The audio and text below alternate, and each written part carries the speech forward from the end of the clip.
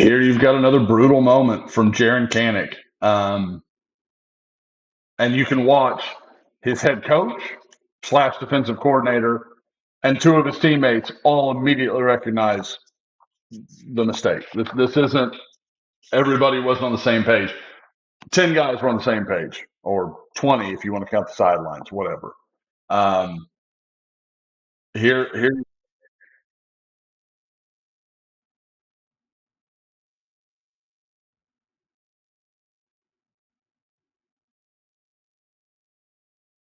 so sorry.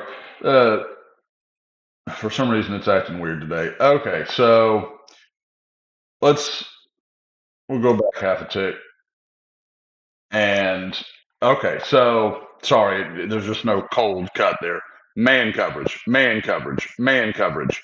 Um, Kanek clearly has responsibility here. Now, Neal sneaks out, and I don't know if Oklahoma just says, hey, we're willing to let that go, or what happens when this guy, like something, because it would make sense here and for Keyshawn Lawrence to have Fairchild, but that's not what plays out here. Um,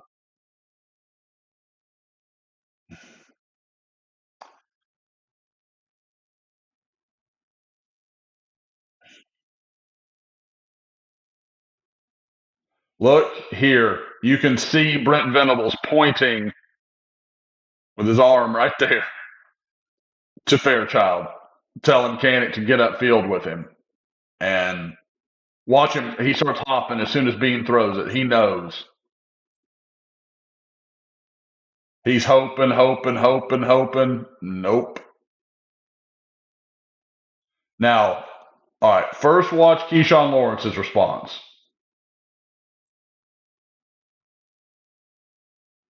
He knew. Look what's happening right here. You want to guess who Brent Venables is pointing at right there? See if we can back it up a little bit. See who is right there.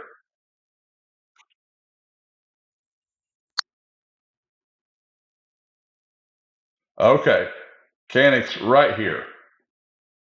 He and Venables. Looks at him. Just points real quick. Like, that's you.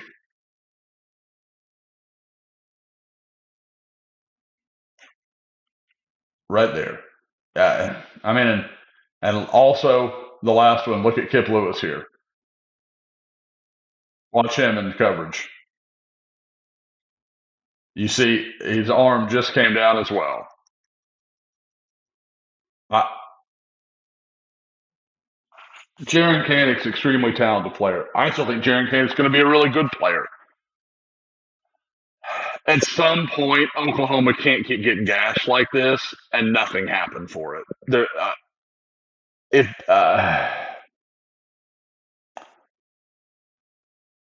it's a scary proposition to go into Stillwater with two new starting linebackers, Kobe McKenzie and Kip Lewis.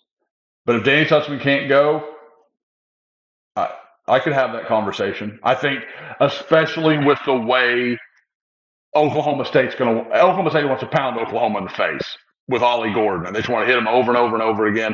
Having a big old monster at Mike like Kobe, I can live with that. He can play that game. He can win that game. Um, Kip Lewis is a ball player. If Danny Sussman's back, Danny Sussman and Kip Lewis should be your starting linebackers. You've got to give Kip Lewis a chance to just be the football player that he is. And what's funny is what I just said about Kobe would seem to disqualify Kip because Kip is a smaller guy. He's going to struggle a little bit more against that big physical run game. But I can't continue to see these busts from Jaren Kanak. And you guys know, a lot of you have been like, oh, you're wrong on him, you're wrong on him. And I think at times it's been unfair. But at this point in the year, this can't keep happening. You just can't keep blowing coverages like this. And I know it's a complicated scheme and yada, yada, yada, and all these things. I understand it. But Kip Lewis is directing Jaren Kanak right now. He's played about 1/5 of the snaps of Jaren Kanak. That's just telling, man. And I'm not trying to, like pit those two against each other. That's not the idea. I just, for whatever reason, Jaren Kanak's head is just swimming right now, and he just keeps having these bad moments. And on Saturday, had him at some of the worst times in the game.